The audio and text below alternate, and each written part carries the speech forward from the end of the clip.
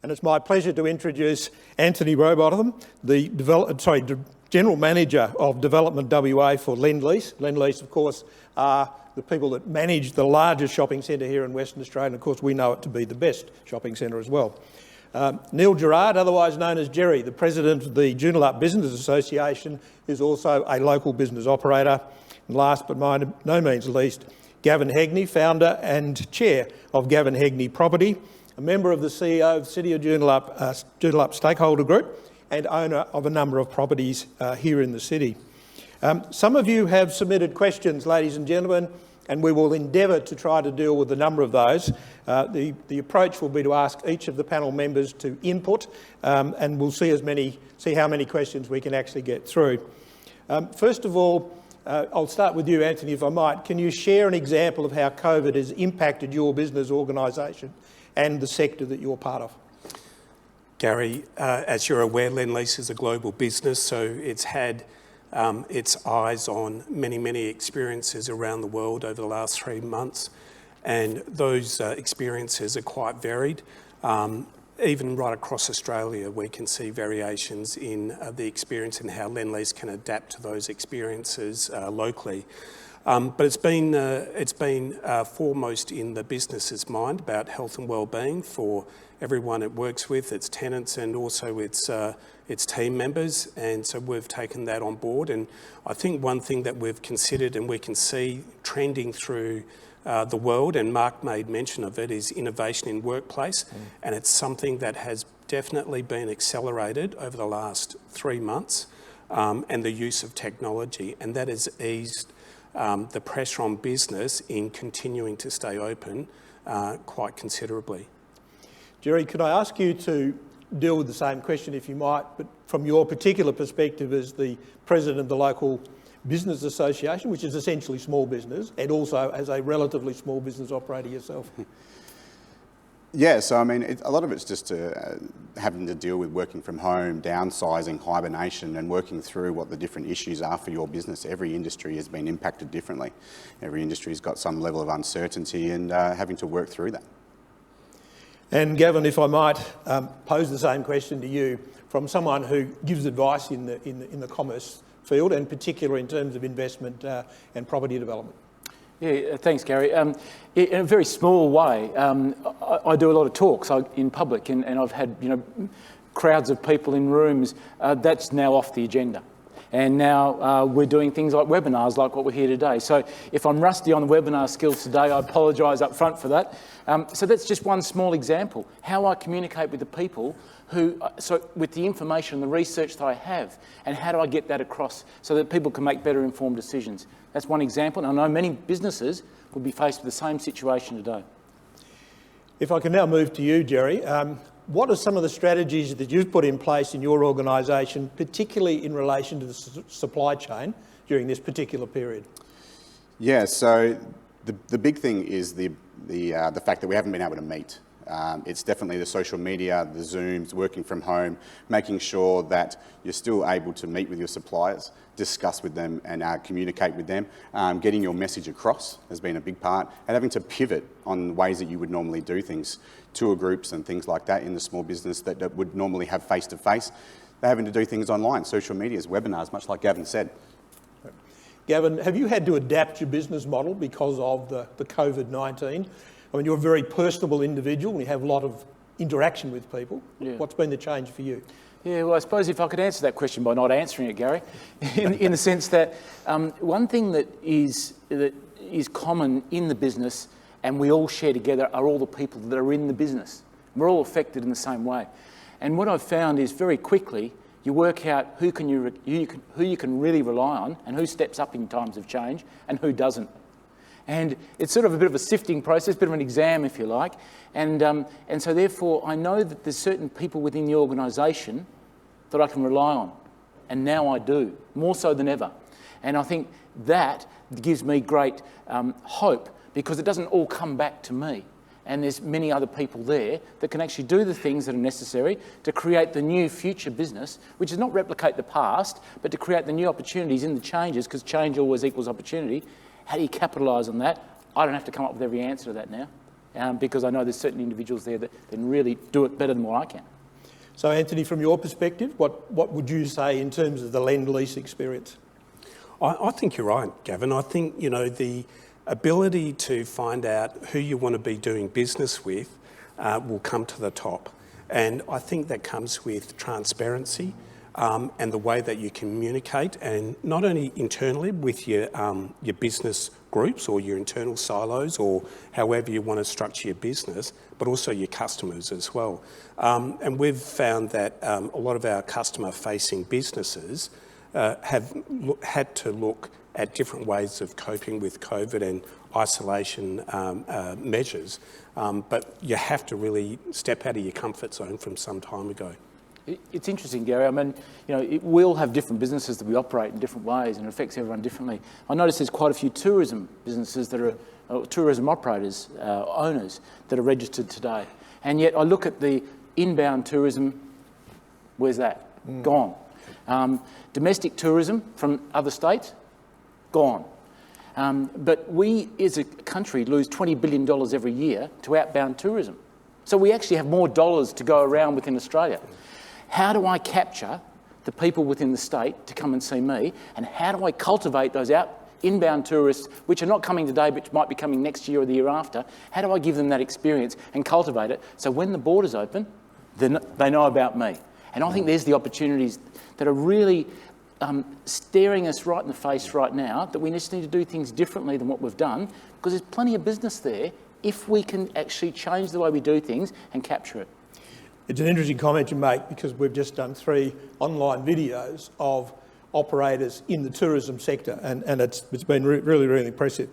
Perhaps, Gerry, if I can ask you from your perspective, what was one of the key takeouts for you from the presentation that Mark made around the data and the analytics that have been provided? Yeah, the big takeaway I had from Mark was the varied recovery states of different industries, and how hospitality is recovering now, but professional services are only starting to feel the hit that's coming through now. And that's, with these stimulus packages that are coming out and all the government's help that we're getting and relying on at the moment, how they're going to phase that through, because people are feeling it at different times. If I might, Anthony, I moved the question along to, there was a comment from Mark about national cyber attacks, which has been very, very focused in the last few days. And of course, we are the cyber hub, not only of Western Australia, but Australia here with the Edith Cowan University. So in terms of those recent reports and the critical aspects of infrastructure in your business, what is Lendlease having to do with its customers and its tenants in terms of cyber security? I think starting with the Lendlease workforce, first and foremost, is considerable training. We've undertaken a lot of training to get insights and to develop mechanisms and systems to best avoid any cyber effects. And it's something that we share with our businesses that we do business with to make sure that we're all protected in the best way. But it is a very, very common and dangerous position that we could be in if we don't take up that training and that knowledge, particularly as we move to a more high-tech communication base with various methods of communicating or meeting virtually. So we're opening ourselves up to being vulnerable if we're not careful. Gerry, in terms of both your business and the myriad of small operators that you represent, how are you encouraging them to take the cybersecurity issues as very, very serious? Oh, very, very serious. The thing with cyber is that it's everyone's responsibility. It's not just the business owner's responsibility. All the staff members that have an email, social media, Zooms, everything is accessible from there. So, I mean, there's organisations around that are providing very good education and tuition on how to be cyber safe, making sure that you've got things in place in your business policies. I think it's called Cyber Check Me, I think is the ECU's platform, and I think it's, people should be using these to make sure that they're safe. Gavin, we talked a little earlier about how you've changed your business model because of having to use technology, and it's a very personal, one-to-one business in lots of ways. What have you had to do in that cyber security space? Yeah, I suppose it's revisit the purpose why you're in business, in the sense that my role in business, and one of the key purposes of the business, is to help people make better informed decisions. So then I don't get wedded to a particular channel. I get wedded to a purpose. And I suppose I'd encourage any business owner to come back to why are you in business and what is it that drives you, and come back to that purpose rather than the mediums or the channels or the things that you've been using through repetition. And so hence I use different mechanisms and helping people make better decisions. I'm finding myself a lot on the phone these days. I'm texting a lot. I'm putting out a lot of email alerts, etc. But I'm also reading stats and researching, and that's providing people with more information to make better informed decisions. One thing I would say is that, in this world, we're supposed to all of a sudden be experts on a virus individually, and we all get around a table and we all chat about it and we all become self-experts. One of my rules for the year ahead that I've implemented is to only talk to people who know what they're talking about. So I'm not an expert in the virus, I can't advise you on that. But in property, that's my expertise. Find the people in the areas that you need for your business to drive you forward, and talk to people who know, because they can assist you. Anthony, if I could just pursue a little further from Lendlease, in terms of the supply chains and the approach to business, both now as we come out of the what we call post-COVID period, and then of course there's the longer term issue of having to rethink the way we go forward. Are there any particular issues that came out of Mark's presentation that you think were particularly relevant? Probably more so around our construction business, I think, Gary. That's the big issue, or businesses who we may operate with relying on other supply chains. That's something that obviously we need to consider when sourcing product and items for our businesses. But it is something that we have considered in our procurement methodology, and it's something that we look at in all of our projects prior to commencing that procurement methodology. And in terms of your particular area, Gerry, any changes that you need to make to the procurement and the supply chain for both yourself and the businesses that you represent? I just think you've got to maintain the lines of communication. I think that's the biggest part, and understanding which industries are actually declining and what the impact of that's going to be further down the line, and actually pre-projecting out what to expect. Okay. What I'd like to do now is just move on in terms of pursuing a little in relation to the role of academia, business and the overall economic recovery. And I'll start with you first, Gavin, in terms of the government's put out various things at the moment, some of which are being embraced very quickly, but there's a lot of conversation about what happens in September when a lot of these things start to cease under the current arrangement. Yeah, I think for businesses at the moment, you've got most of your staff being paid for by JobKeeper if you're in damage control. That's given you a window of opportunity to actually do something. And if you sit by on your hands and think, well, isn't this great? You're missing the opportunities presented to you. And September is a scary thought. Yeah. So September, really, for those that actually can make some changes, it becomes secondary or almost irrelevant. So while someone else is paying your wages bill, use it and do something about it. Secondly, everyone's got some sort of plans in the background, a plan B in their business, which, I could always do this or I could do that, and there's certain opportunities that are presented. Now's the time to make those real rather than just having them sit in the bottom drawer. So find the people that you can rely on, use this opportunity where you're funded for a period of time, and get cracking, because we will be in a different world this time next year, and growth and opportunities come. Just ask anyone who didn't buy into the share market when the lows of the share market and they've seen it increase, and how you're feeling now? Fear of missing out. Don't be the same way in your business. Get cracking, do things now. Don't have fear of missing out when September comes that you haven't used this opportunity. Gerry, from your point of view, in terms of government and academia, because academia is a big issue for us here in Joondalup. Yeah, no, absolutely. I mean, there's the programs that are out, they've been made. One of the big things I pushed through in March in my sort of statement to the JBA was use this time, much like Gavin said, but learn.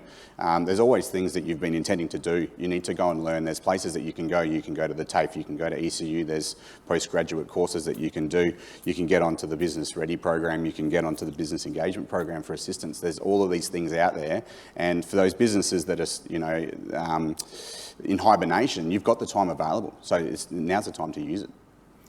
And in the case of Lendlease, which is more of a top end of town in terms of the size of the business and the magnitude of the business, but a lot of your tenants are very, very small operators. I think the key, Gary, certainly from a Lendlease perspective, is business planning, and it's very much what you're talking about, Gavin and Jerry. You know, you've got to have a view of where we're going to be in 6 or 12 months' time and plan for that, knowing that the world has changed compared to the last 3 months. So it's completely different dynamics, and being resilient in that time.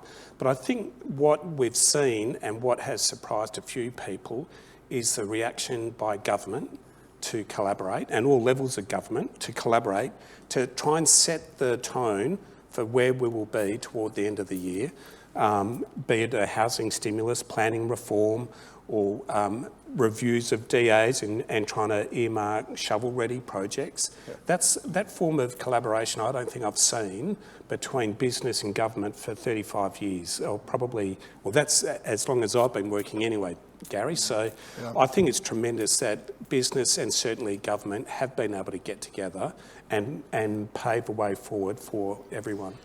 I've been around a little bit longer than you. I've never seen it. I started work in 1971 and I've been through a myriad of different employment programs. I've never seen the level of cooperation and conversation, honest conversation, in relation to how you fix things, and accepting that you actually have to use debt for a while to drive the economy to get back to where we need to be. Jerry, there's a question that's come through. What are some of the long and short-term priorities of the Joondalup Business Association? It sounds like a free kick to me, but go for it. It's a bit of a selling point here now. So short-term plans, we want to get our events back up and running. One of our main pillars of the JBA is to network and refer, and the biggest opportunity to do that is when we're actually back face-to-face, yep. You know, fist bumping, elbow bumping, you know, our local and businesses around. Long-term, we want to get back into a place where we can start to you know, celebrate and get awards going on, and we want to be able to advocate and start working with the city in actually getting some of these plans and these new sort of red tape things that get thrown around, and parking, and we want to have those discussions and get our working groups back together so that we can start to progress how we can grow small business. So Gavin, if we can pursue with you in terms of the next 3 to 6 months, the property market in particular, there's lots of money about extending leases, requirements to look after your tenant, etc. What's your prognosis for the next 6 to 12 months in the property sector?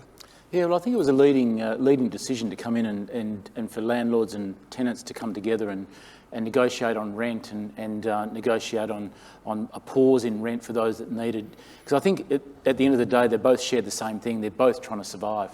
And I think that unites rather than divides. But things are opening up. People are moving, people are spending, and people are starting to do things. They're out and about, and you know, people are either going to come out of lockdown feared or excited somewhat. And I reckon the general public's coming out and they're looking for things to do and they're looking for things to spend on. So, you know, from my point of view in the business, you know, one thing that's revealed to me in this downturn is, look, property's important to me, but people are more important. And maybe it's because it's a health issue, or maybe it's because I really didn't grow a business. I grew people.